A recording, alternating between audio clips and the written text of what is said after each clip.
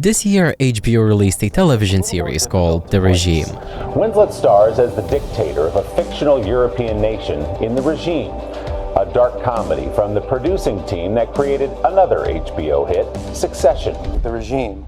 I mean, it's an incredibly brilliant script. It's so sharply written. I just want you all to know it is a comedy. I'm in this thing. It's really, really good. And you should all watch it. Really? You are saying it. Filled to the brim with talent behind and in front of the camera, this latest offering of an attempt at satire certainly seemed compelling. A series focused on an authoritarian regime, examined through a lens such as satire, a genre to provide commentary and critique. There is certainly nothing more relevant in this day and age. With a premise like that, as well as all the talent behind it, one would assume that the show would go on to make great waves, perhaps incite a greater discourse, provoke discussion, and make way for society to reflect. Instead, the show went on to be widely panned by critics and viewers alike. So what exactly went wrong? How exactly did the show become such a flop?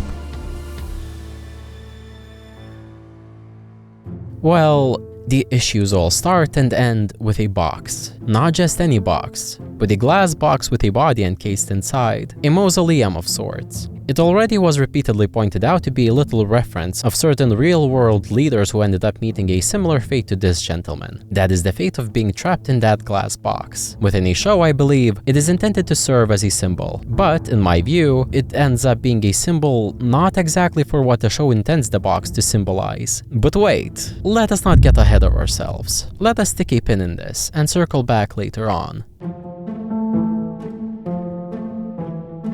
The regime constructs a government that, at first glance, seems to behave and operate as one would expect from a dictatorship. The show is set in a European nation. Name is not provided, nor a concrete location. While any concrete world building is scarce and far in between, there are a few details that do ground the current autocratic regime that is presented within the narrative. This fictional country is described by some characters as a young republic. The current government is said to have won against the previous regime in a so-described free and fair election. The first episode begins at the 7th anniversary of this new regime, also titled The Victory Day. If the real world is anything to go by, the result of a supposed young democracy is a country that has no democratic tradition. This ultimately results in a couple of things. A country that is indeed not ruled by the people for the people, but rather a den of vipers sitting right at the top. Corruption is rampant, and power is usually held by less than upstanding individuals. The regime indeed does try to display this, to at least some extent. There exists an entire cabinet of ministers who rather are focused on their own self-interest rather than those of the nation, at least sometimes. This then extends outside of the cabinet as well. There are others who are there to facilitate this regime. Of course this makes sense. Such a regime most benefits those at the top, so why wouldn't at least some of them want to upkeep it? But what about a person at the very top?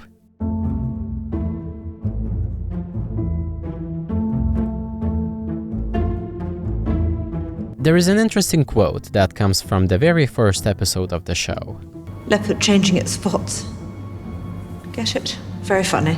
It presumably derives from the notion that leopards cannot change their spots, or rather, no one can change who they truly are. Elena Vernam is the head of this regime and the chancellor of this fictional nation, a mercurial character. A bit of a wild card, to put it mildly. Her character is at the very core of the show, and she is indeed the most enticing, because, to extend the metaphor, her character felt as though she was changing her spots throughout the run of the show. This notion may sound odd, but at first I believe it worked in the show's favor. Elena was an unpredictable force that was placed right at the top of this regime. There is a simple question that lingers as you see Kate Winslet's performance unfold. Is Elena a cruel and cunning dictator, or is she simply a convenient fool? There are a few pieces of information that suggest her standing and what type of skill set Elena possesses. One of the clues comes from her husband, Nicholas, who states that I had a wife and a baby at the time, but Elena is very persuasive. She thought that marriage would help her campaign, so she asked me to propose, which I did.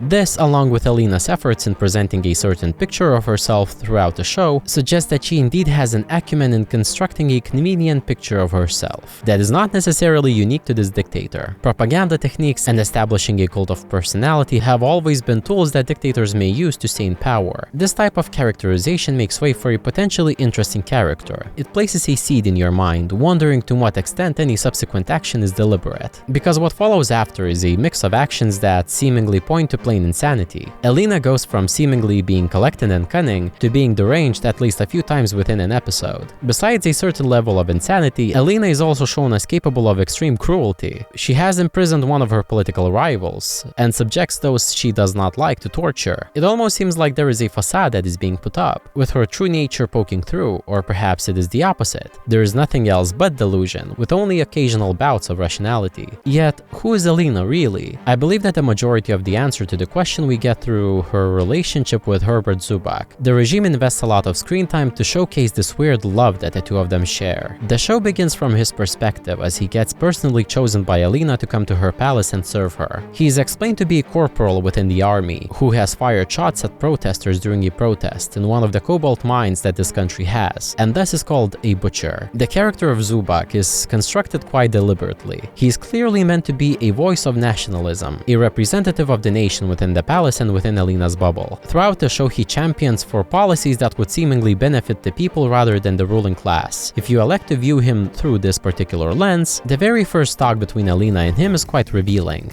Not nice what they're calling you. Butchers of Site 5. But it's all right, I know the truth. There's a good man in there who deserves love.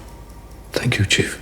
The context here is that Zubak is quite conflicted about his actions and killing protesters. Yet here is Elena telling him exactly what he needs to hear. Elena proceeds to become infatuated with Zubak, and by extension with the idea of her nation and nationalism. Zubak proceeds to present this vision to Elena, to give back to the struggling people. But as the show reveals, it wouldn't be as simple. Elena, along with many people in the upper echelons of the power hierarchy, have pocketed many of the country's riches for themselves. $1 billion or more in assets. My name, Nikki's name, through our partners, thousands of fucking string money purloined from local businesses. Giving back to the people would actually mean emptying one's own coffers. Just as her husband points out, You can't give the country back while continuing to stash half of it in your purse. we see Elena slowly realizing just what giving back to the people would entail, as well as slowly getting disillusioned with Zubak, with the idea of giving back, because that is the extent to which she cares for the nation. At first, we see her embrace Zubak by accepting his folk remedies. We also see her dress in the country's traditional clothing, influenced by Zubak. She certainly enjoys the aesthetics, the idea of it, which would be quite fitting with her character. But once it comes down to actually making a sacrifice for her own people, she cannot do it. Not unlike some politician, she promises Zubak to do it, but then she stalls and evades. She seemingly changes her spots to suit the image that Zubak wants to see, to soothe him into submission. When Zubak begins seeing through that facade, she first tries to play mind games with him. I thought you were fun. You used to be fun. You're boring now. Yet when he snaps and attacks her, she proceeds to exile him into the dungeons, and proceeds to break him with propaganda. Once Zubak breaks completely, she allows him to return by her side. There develops a situation where she herself devises a plan to give up her role as Chancellor and pass it over to Zubak. Once I've resigned, my successor will be immediately sworn in. And there is only one sensible choice. The Foundling's heir. Yet, when the time comes, Today, she struggles. She cannot actually do it. Through this relationship, it is shown just how self-serving and power-hungry Elena truly is. She is sometimes shown as capable of being manipulative, knowing when to pull the strings. All of this sets an interesting foundation. There exists an interesting story, be it a satire, a drama, a comedy, whatever, to be found within these ideas. But wait a minute. What about the damn glass box?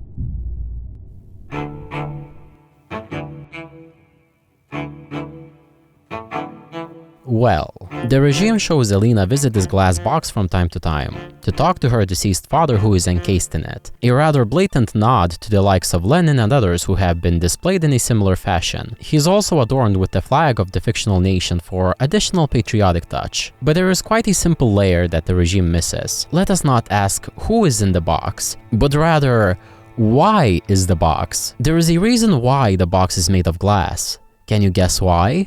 They, whoever are placed in there, are meant to be seen. There is a reason why leaders are displayed in lavish ways in over-the-top mausoleums. They are meant to be venerated, respected. They are meant to be symbols. But seen by who? Symbols for what? In real life, these leaders are used to build the national identity of regimes. They are supposed to contribute to the cult of personality or to whatever narrative the oppressive regime is pushing. They may also be markers of the legacy of these leaders. In the context of the regime, the glass box is in a place that suggests a complete opposite of real-life counterpart intentions. In a basement, to be seen by no one except Elena. The show does not necessarily have to make the same inferences of the glass box, but the show does use this as symbolism, or rather, it tries. Otherwise, why the flag, placed there to cement this box as a symbol for national identity laid on top of the corpse? Perhaps you may say that it was only supposed to be used to symbolize the issues of Elena, to externalize whatever internal struggle she was experiencing, to display her daddy issues, if you may. I believe that the ending her father in the glass box receives would suggest a different intention. In episode 5, we witness an uprising. The rebels get to the palace Elena resides in, and destroys the glass box.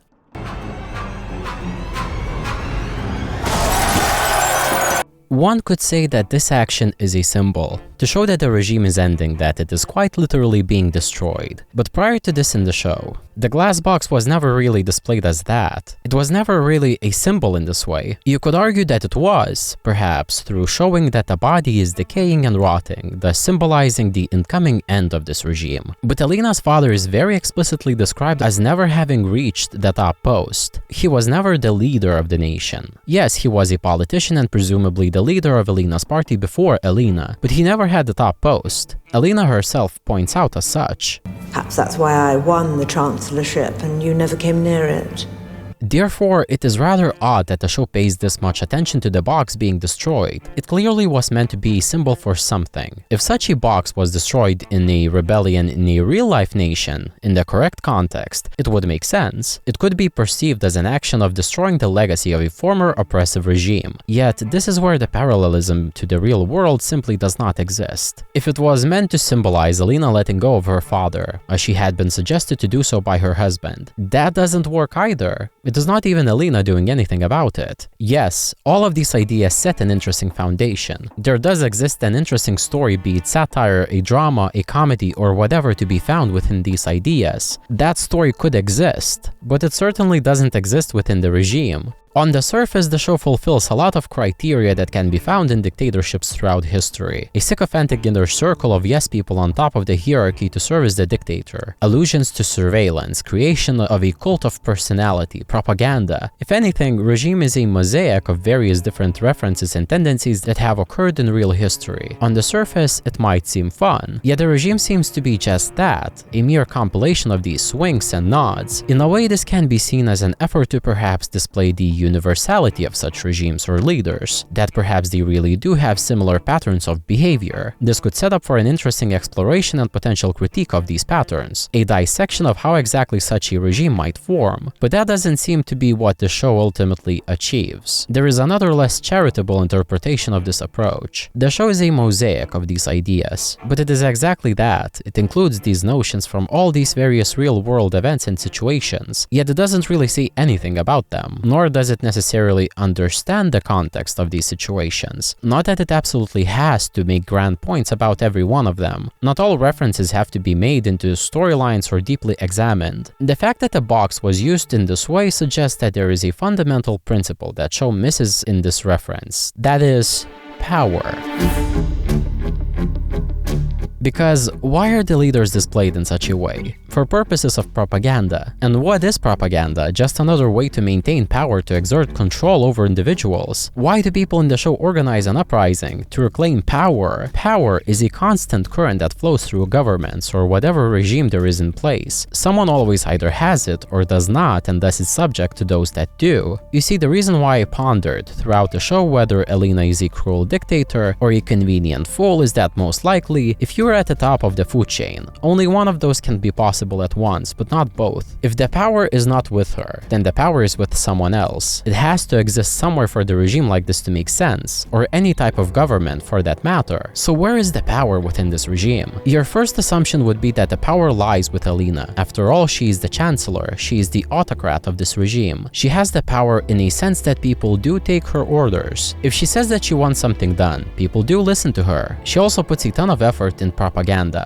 but the way she is characterized as this unstable person makes her a rather terrible leader. The thing about such leaders is that, whether we like it or not, they have something that helps them stay in power. As per rule, complete dumbasses do not become leaders of entire regimes just like that. Sure, usually dictators are irrational and deluded in some way, but there has to be an element that helps them get into power. They have to be very skilled to maintain that power. Otherwise, they probably wouldn't get to it at all, or if they did get to it, they would most likely simply be outmaneuvered by those that can. Yet, when I see Alina, I do not feel as though she possesses enough skills to actually maintain her power. You see people all around her manipulate her easily. First, her ministers sway her in whatever direction they want her to go. Then comes the character of General Zubak, who proceeds to manipulate her as well. In the midway point of the show, episode 3, the show decides to somewhat push Alina to reclaim power. She, in her dream, goes out to talk to her father's corpse, who tells her that,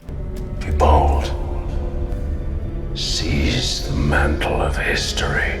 which in isolation would be fine. But you have to remember that this regime has existed for at least 7 years already. Was this supposed to suggest that up until that point she was controlled by others, always? It is one of the problems that the show has. It severely lacks context. What we get is only a year within it. We do not see the start, and we also do not even see the end. We get some context throughout the show, bits and pieces thrown out occasionally by some characters. And while we do get some pieces that might suggest how Alina came into power, none of them are really expanded upon in any manner to paint a full picture. She is said to have won the election, yes, but how long was even the term? When did she slip into becoming this dictator? What type of regime was before it? These are world-building questions that the show never really cares to answer. Some might say that it doesn't have to, but I would have to disagree. I think in order to fully understand such a regime, it would be beneficial to present a full picture rather than mere allusions and offhand comments. Without a full picture, what does this regime end up as? Simply shallow, a mere caricature that does not go deeper than most shallow level, which is why it is not exactly surprising that the show displays power in such a way. The show honestly seems confused as to what a regime such as this entails. If it wants to say that power corrupts, then it really does a poor job at it. Because when we encounter Alina, she is already displayed as a nutcase. There is no progression. She is just the way she is. We have no context beyond that. Who's to say she wasn't always like this? And if she was always like this, then how did she come into power in the first place? And if she was like this all along, then I doubt that power really corrupted her, because quite frankly, she doesn't really seem that powerful at all. You could say that perhaps it is the people around her that hold power, yet her cabinet seems to go along with whatever she desires. I kind of understand the sentiment as to why they would regard her in such a way, but I don't feel as though the show puts enough work to actually establish Alina as being a leader that commands that much fear. When you see Alina Burnham, she doesn't really incite fear. She is just there doing random things, sometimes seemingly cunning, but most of the time she acts like a child. And in a regime like this, it seems awfully weird that people around her are so weak as well. You would assume that she had surrounded herself with people who would at least somewhat match her vision and her demeanor towards the country. Dictators have to have support and people that work for them. Again, to an extent, the cabinet she has does seem to serve her. Their servitude is linked to the common threat of stealing assets from the country through the so-called holding company that everyone keeps referring to,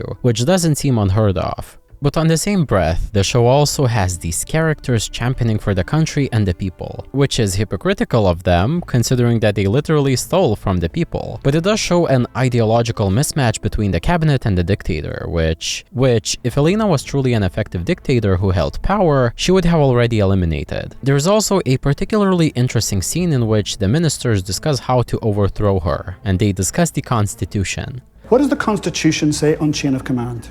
Again, which is rather hilarious, because it is as if this regime that they served was at all constitutional. So what it all ends up being is the cabinet of ministers obeying Elena, yet Elena being incapable of actually being a dictator. All around, everyone is just weak and meek. How the hell is this a regime at all? Not to mention the fact that some of the world building simply does not make sense. Apparently she has a high approval rating amongst the population, uncharacteristically high, yet she seems to use social media to connect with her people. Social media that is presumably open wide for people to access, which would imply that people are not just exposed to the propaganda that Elena spews. Are we supposed to believe that her simply saying "I love you" a few times through the television garners her that much support? At the beginning of the show there are also protests mentioned. You would think that she would have a hand in suppressing them or something to that effect. But no, the show plays it off as if it was an accident, since Zubak and other soldiers are explained to have fired shots on their own volition. The power structure within the regime is as strong as a pile of noodles. All of this leads me to say, yes, and?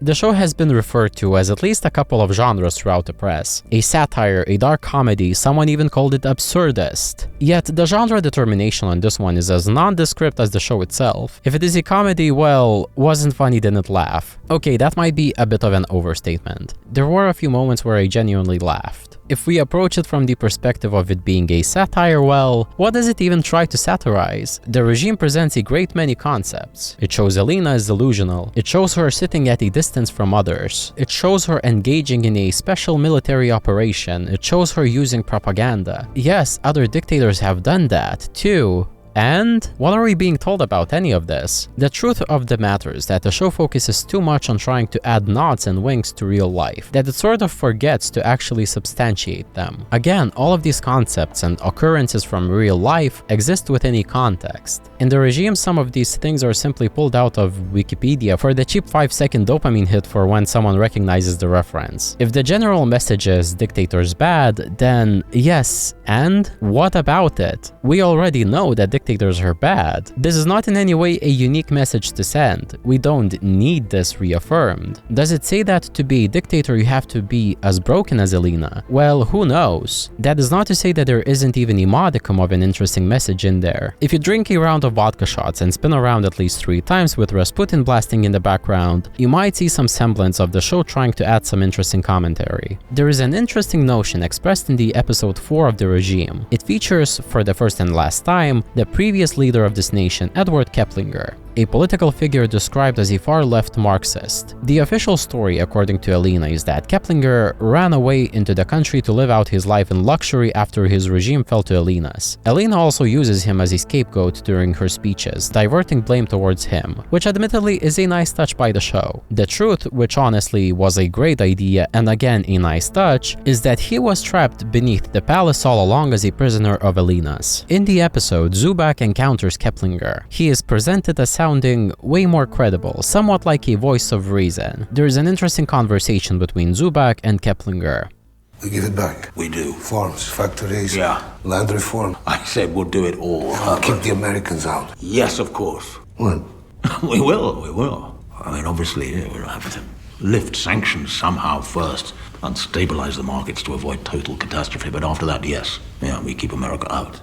You see, what Keplinger does here, sure, while trying to uptalk Zubak, not unlike Elena, is that he's being relatively honest about what it would take to actually change the way things are now. He isn't really doing what Elena did. He's not exactly trying to say what Zubak needs to hear. To this, Keplinger receives this response in another conversation further into the episode.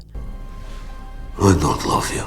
To which Keplinger replies, You don't want to help yourselves, you just want to live in your fucking feelings. You just want the dream. There is some quite not subtle commentary on display here, that people choose what is convenient rather than that which is hard. They prefer the glossy truth that the politicians oftentimes tout rather than the nitty-gritty facts of reality. They prefer people who speak that which is pleasant to them rather than those who are being relatively honest. There are other pieces within the show that allude to this type of commentary. This is also pointed out through Zubak himself. There is another interesting scene in which Zubak is using a telephone cord to choke himself while saying how much he loves Elena.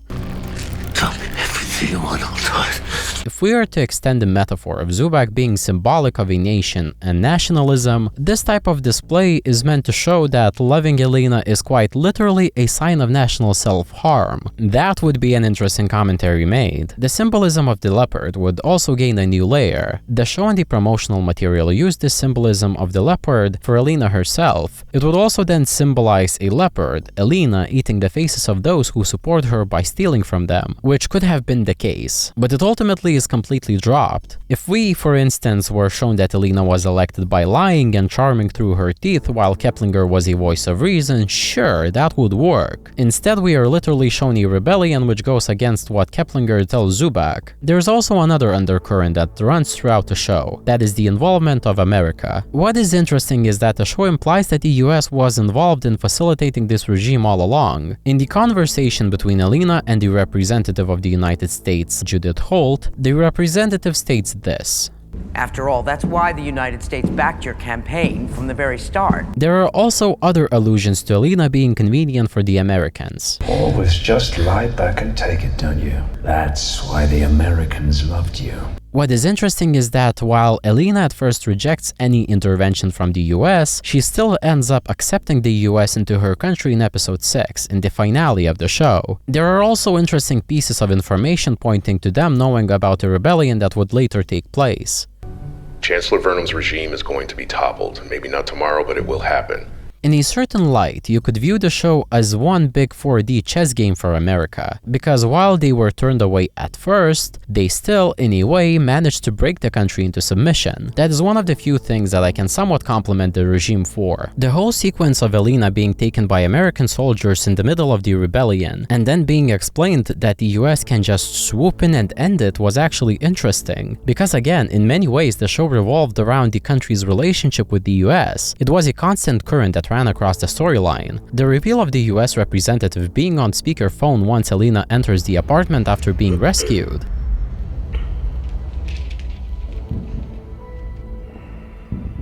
Was such a quiet but poignant moment. It was a genuinely interesting twist. If you contextualize the show through this view, the whole show boils down to Elena deciding to step out of the line and becoming inconvenient for the United States, and then her being taught a lesson and pushed further under a foreign power's control. The symbolism of nationalism provided through Zubak also comes to an interesting end through this lens, because in order to accept the terms of the US, Elena has to sacrifice Zubak, and by extension, her entire country. The intent here could be to show just how dangerous a superpower can be to a smaller, struggling nation, how moldable those smaller nations can be for higher powers, and perhaps how trivial local politics can become. But if this were actually true, whatever the show tried to say about how people cannot be helped is invalidated, because then the internal struggle of the country becomes trivial, meaningless. I will admit that this type of message, for me, as a person coming from a small post-communist nation, is rather scary. Perhaps all of this was indeed the point. The whole mood of the show, this weird absurdity at times that barely makes sense, is presented this way because this small fictional country's inner workings are indeed meaningless. Maybe. But due to the quality of the writing within the show, I choose to believe that it doesn't even know what it wants to be. In broad strokes, you can kind of sense division, but it rather quickly falls apart upon further inspection. If this is a satire, what are we satirizing? It barely tries to flesh any of the ideas out in a meaningful way to actually carry out a meaningful satire. If this is a comedy, then where was there supposed to be comedy? The regime had such a timely, topical concept on its hands, yet it is disheartening that it chose to do nothing of substance with it. It did not lack budget or talent. It had everything going for it, yet it failed so hard. I suppose that this concludes the strange case of the regime.